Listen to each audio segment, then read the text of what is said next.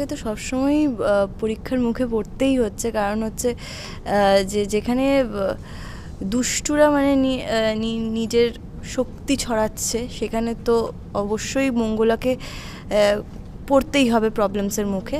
তো এবার দেখতে হবে যে কত তাড়াতাড়ি সে সেই প্রবলেমসগুলোকে সরিয়ে দিয়ে শুভ শক্তিকে কত তাড়াতাড়ি সে আগমন জানাচ্ছে।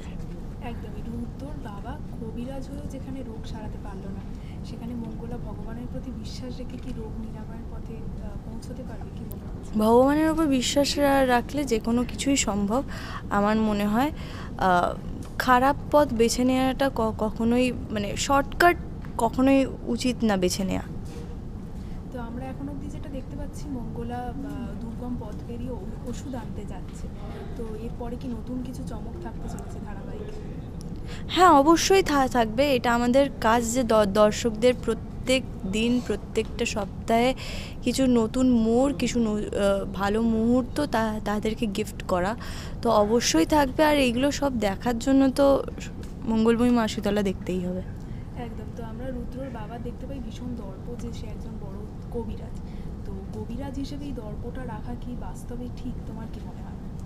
আসলে দর্পটা মানে কি আমি জানতে চাই। অহংকার। অহংকার, ও আচ্ছা। না, আমার বাংলাটা খুব খারাপ, তো সেটা নিয়ে আমি গর্বিত না, আমি লজ্জিত সেটা নিয়ে। যাই হোক, হ্যাঁ, অহংকার কোনো জিনিসেরই ভালো না। মানে সে তুমি কবিরাজ হও বা যাই হও না কেন, অহংকার কোনো জিনিসের ক্ষেত্রেই রাখা উচিত না। সবসময় গ্রাউন্ডেড থাকাই উচিত আমার মধ্যে। তো আমরা কি এরপর মঙ্গলার রুদ্রর মধ্যে একটা প্রেমের কাহিনী আসতে চলেছে? মঙ্গলা কি প্রেমে পড়তে চলেছে তাহলে রুদ্রর? মঙ্গলাও আমার মনে হয় একটু একটু প্রেমে পড়েছে, আর রুদ্রও এখন একটু একটু প্রেমে পড়েছে। অবশ্যই গল্প আগে এগোবে, আর কত তাড়াতাড়ি এগোচ্ছে বা দুজনে একে অপরের কাছে কত তাড়াতাড়ি আসছে সেটা জানা।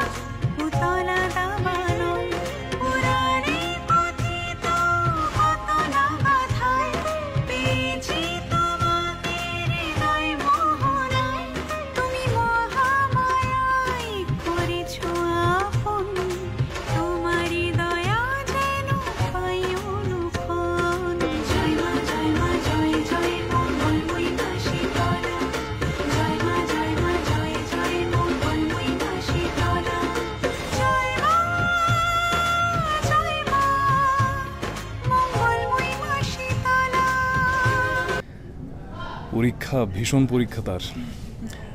এখন আমার চরিত্র রুদ্র এখন ভয়ানক একটা রোগের শিকার হয়েছে। এবার তার পেছনে গভীর ষড়যন্ত্র এবং একটা তার ফল সেই ভোগ করছে আর কি। যে রোগটা হয়েছে রুদ্রর, সেই রোগটা আসলে মঙ্গলার হওয়ার কথা ছিল হয়তো, কিন্তু কর্মফলের জন্য রুদ্রকে ভোগ করতে হচ্ছে, এবং তার কারণ রুদ্রর বাবা। এবার রুদ্র কি বেঁচে উঠবে বা কিভাবে সেটা হবে, সেটা নির্ভর করছে অবশ্যই মঙ্গলময়ী মা শীতলার ওপর, এবং তার কৃপায় মঙ্গলা কিভাবে রুদ্রকে বাঁচাতে পারবে বা আদৌ পারবে কিনা সেইগুলো দেখতে হবে। একদমই। বাবা কবিরাজ হয়েও যেখানে রুদ্রকে সুস্থ করতে পারলো না, সেখানে ভগবানের প্রতি বিশ্বাস রেখে মঙ্গলা সেটা পারবে। ধারাবাহিকে একদম অন্যরকম একটা দৃশ্য দেখানো হচ্ছে যে ভগবানের প্রতি একটা বিশ্বাস আসছে, তো সেটা নিয়ে তুমি কি বলবে? একমাত্র বিশ্বাস ভগবানকে করা যায়, তো সেই বিশ্বাসটাকে জনসমক্ষে পোর্ট্রে করাটাই মূল উদ্দেশ্য সমস্ত ধারাবাহিকের, মানে এই গল্পের আমাদের। আর সেই উদ্দেশ্যটাই এখানে বোঝানো হয়েছে। ভগবানকে বিশ্বাস করলে অবশ্যই তার সুরাহা বা ফল পাওয়া যাবে, এবং সেই যে কোনো বিপদ থেকে উদ্ধার হবে মঙ্গলময়ী মা শীতলায়, সেটাই দেখানো হচ্ছে। একদমই। তো মঙ্গলা রুদ্রর মধ্যে কি একটা ভালোবাসার দিন আসতে চলেছে? অবশ্যই, কারণ মঙ্গলা রুদ্রকে যদি সারিয়ে তুলতে পারে, তাহলে রুদ্রর হয়তো মঙ্গলার প্রতি সেই মনোভাব আসতেই পারে, কিন্তু আদৌ সেই সম্পর্ক গড়বে কিনা বা রুদ্রর বাবা সেটা অ্যালাউ করবে কিনা সেটা দেখতে হবে। এখন অবধি দর্শকদের থেকে কেমন কি রেসপন্স পাচ্ছে সোশ্যাল মিডিয়াতে? খুবই ভালো। মঙ্গলময়ী মা শীতলা ধারাবাহিকে প্রথম থেকে যখনই ঢুকেছিলাম তখন থেকেই দর্শকদের থেকে খুব ভালো রেসপন্স পাচ্ছি, এবং এখানকার দর্শক বাইরের দর্শক এবং তারও বাইরের দর্শক সবাই দেখছে, এমনকি অবাঙালি যারাও তারাও দেখছে এবং খুবই উপভোগ করছে। তো তোমার বাবা হয়েও রক্তের সম্পর্ক হয়েও সে খারাপ চাইছে তোমার, আর একটি মেয়ে তোমার ভালো করতে চাইছে, তো সেটা নিয়ে তুমি কি বলছো? সম্পর্ক একমাত্র ভগবানের সাথে হয় এবং সম্পর্ক যে জাগতিক সম্পর্কগুলো সেটা বাবা এবং ছেলে বা বিভিন্ন ঘটনা থেকে আমরা দেখি, মঙ্গলময়ী মা শীতলাতেও সেটা দেখানো হচ্ছে যে বাবা ছেলের মধ্যেও যে সম্পর্ক হওয়ার কথা বা থাকে বা যেটা আমরা ভাবি, আলটিমেটলি সেই ধরনের সম্পর্ক গড়ে ওঠে না তখন যখন ক্ষমতা, দম্ভ,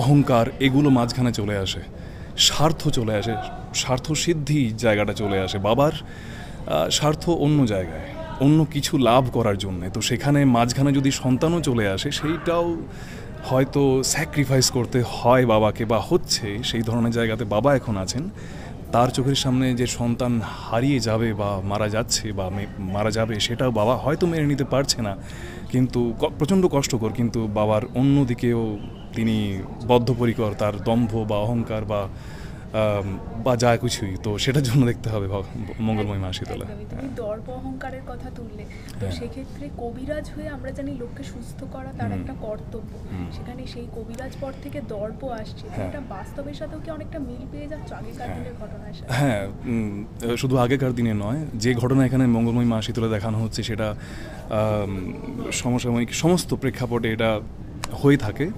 শাস্ত্র অনুযায়ী আমরা জানি যে দম্ভ বা অহংকার আসে তখনই যখন কিছু চাই সেটা অপূর্ণ থেকে যায়। তো সাত্ত্বিক গুণ যে বাবার আছে, বাবা কবিরাজ, এটা সাত্ত্বিক গুণ, কিন্তু সাত্ত্বিক গুণের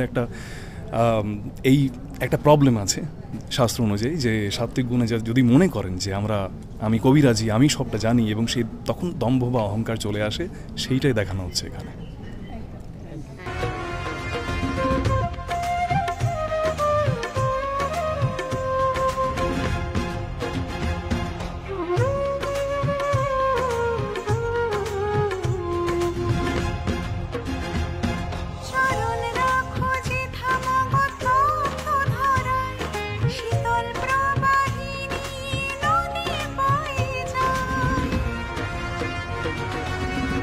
ভালো চলছে, আর দেখবেন মঙ্গলময়ী মা শীতলা সান বাংলায় 6:30টার সময়। চরিত্রটা হচ্ছে পজিটিভ একটা চরিত্র। বাড়িতে তো মা বাবা নেগেটিভ আছে, আমি আর দাদাই পজিটিভ বলা যেতে পারে। সবসময় দাদা মঙ্গলার প্রেমের মাঝখানে সাক্ষী হচ্ছি আমি, তো সেটাই দেখবেন, আপনাদের খুব ভালো লাগবে আশা করছি। এই মুহূর্তে দাদা অলরেডি প্রেমে পড়ে গেছে মঙ্গলার, তো বিয়ে করার জন্য কথা চলছে। হ্যাঁ, সেটার জন্য তো দেখতে হবে, বলে দিলে তো হয়ে গেল, তাহলে তো দেখবে না কেউ, তার জন্য তো দেখতে হবে মঙ্গলময়ী মা শীতলা সান বাংলাতে। ভীষণ ভালো, ভীষণ ভালো রিয়াকশন পাচ্ছি।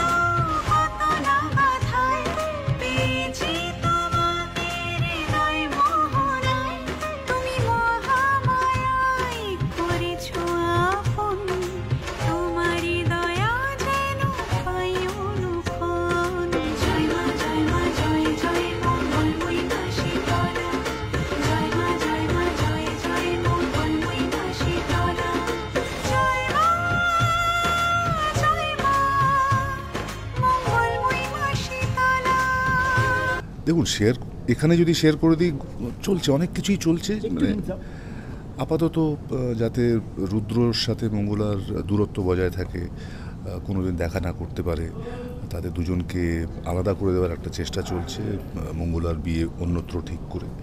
এবার এখন ওই পর্বেরই শুটিংগুলো চলছে আমাদের। কিন্তু একটা দুর্গম পথ রয়েছে রুদ্রকে বাঁচানোর। রুদ্রকে বাঁচানোর দুর্গম পথটা মঙ্গলা পেরিয়ে এসছে, সেটা হয়ে গেছে।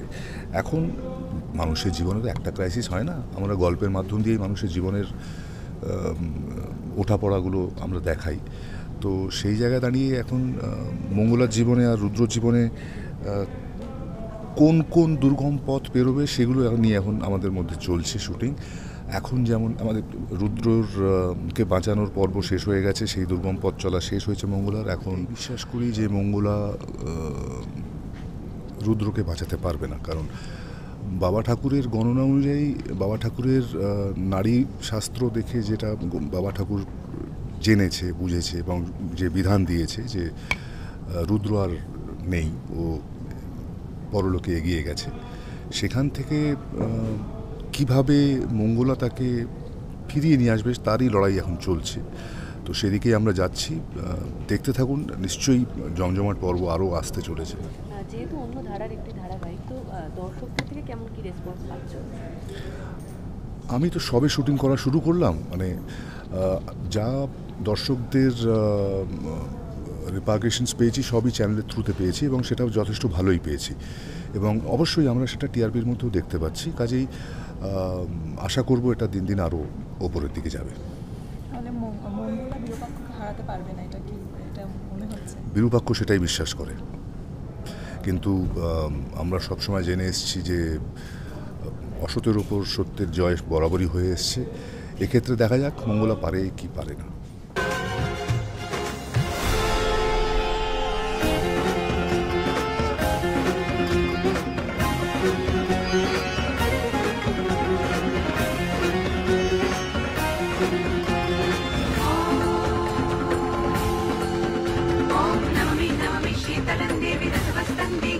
হ্যাঁ, মঙ্গলময়ী মা শীতলা, আমরা এই গল্পে যেটা দেখতে পাচ্ছি যে রুদ্র অসুস্থ হয়ে পড়েছে এবং তার আগে আমাদের এই চণ্ডীপুর গ্রামের বাচ্চারাও অসুস্থ হয়ে পড়েছিল এবং এই সময় মঙ্গলার মধ্যে এক ধরনের শক্তি প্রকাশ পায়, সেটা মা বিপত্তারিণীর আশীর্বাদে, এবং মঙ্গলাই বিপত্তারিণী হয়ে বাচ্চাদের রক্ষা করে। এবং তারপরে এই গল্পের যে নায়ক রুদ্র অসুস্থ হয়ে পড়ে এবং রুদ্রকে সুস্থ করবার জন্য মঙ্গলাকে একটা দুর্গম পথে যাত্রা করতে হবে পাহাড়ে। সেখানে মঙ্গলার সামনে প্রচুর বিপদ রয়েছে, সেই বিপদ থেকে মঙ্গলা কিভাবে নিজে উদ্ধার পাবে এবং রুদ্রকে সুস্থ করবার জন্য ওষুধ নিয়ে আসতে পারবে এবং ওষুধ নিয়ে আসার পরেও রুদ্রকে আদেও সেটা পৌঁছে দিতে পারবে কি না। কারণ রুদ্র শারীরিক যে অবস্থা, রুদ্রর বাবা মানে কৌশিকদা যে চরিত্রটা করছেন এই গল্পের বাবা ঠাকুর, তিনি একজন শ্রেষ্ঠ বৈদ্য এই চণ্ডীপুরের হওয়া সত্ত্বেও তিনি তার ছেলেকে রক্ষা করতে পারছেন না। সুতরাং সেক্ষেত্রে মঙ্গলা কি আদেও পারবে সেটা করতে? আমরা তারই শুটিং করছি এবং এইটা যদি দেখতে হয় আপনাদের এই মঙ্গলময়ী মা শীতলা দেখতে হবে এবং মঙ্গলার যে নতুন রূপ মা বিপত্তারিণী হিসেবে সেটা আপনারা দেখুন। যদি আপনাদের ভালো লাগে আমাদেরও ভালো লাগবে, সবার যারা আমরা কাজ করছি। আমি হচ্ছে এই চণ্ডীপুর মন্দিরে, মা চণ্ডীর একটা মন্দির রয়েছে যে মন্দিরে বাবা ঠাকুর কাউকেই আসতে দেন না, কিন্তু সেই মন্দিরে আমি থাকি এবং মঙ্গলাকে যখন আমরা খুঁজে পাই, মঙ্গলাকে দেখে আমার মনে হয় মঙ্গলার মধ্যে মা চণ্ডীর আশীর্বাদ রয়েছে এবং মা আমাকে এই বার্তাও দেন যে মঙ্গলা হয়তো এই গ্রামে এসেছে এই চণ্ডীপুরের মানুষদের মঙ্গল করবার জন্যই। তো আমি মঙ্গলার নিজের বাবা না হলেও মঙ্গলা আমাকে ঠাকুর বাবা বলে ডাকে এবং মঙ্গলার সঙ্গে আমার খুবই সুসম্পর্ক। আমি চেষ্টা করি যাতে মঙ্গলার ভালো হয়, মঙ্গলাকে সুপথে চালিত করা যায় এবং চণ্ডীপুরের মানুষদের মঙ্গলার মারফত যাতে মঙ্গল হয় তারই কামনা করি।